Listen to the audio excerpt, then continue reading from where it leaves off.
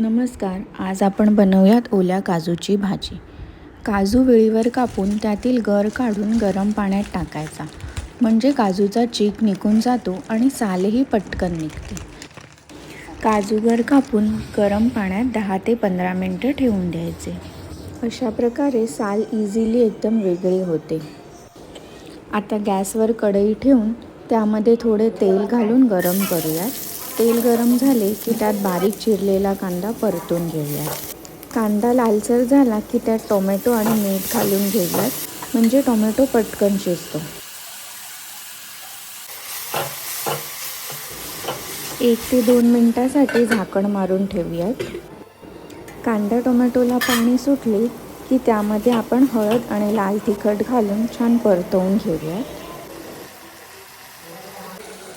कांदा टोमॅटोची छान ग्रेव्ही तयार झाली की त्यामध्ये बारीक करून बटाट्याच्या फोडी घालून घेऊ. थोडे पाणी घालून बटाटे शिजण्यासाठी 4 ते 5 मिनिटं झाकण मारून ठेवून देऊयात. झाकण काढून बटाटा शिजला की नाही ते चेक करून घेऊ. बटाटा शिजला आहे. आता त्यामध्ये आपण ओले काजूगर घालून घेऊयात. काजूगर परतून झाले की त्यामध्ये कांदा खोबऱ्याचे वाटण घालून परतवून घेऊ.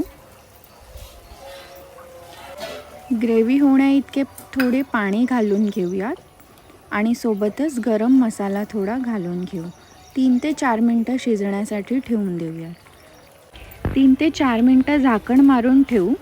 3 ते 4 मिनिटांनंतर भाजी शिजून तयार होते. वर छान कोथिंबीर पेरून आपली ओल्या काजूची भाजी तयार झाली आहे. मग तुम्ही कधी बनवताय ओल्या काजूची भाजी? ही रेसिपी तुम्हाला कशी वाटली हे कमेंट करून नक्कीच सांगा. त्यासोबतच या व्हिडिओला लाईक करा आणि चॅनलला सबस्क्राईब करा. धन्यवाद.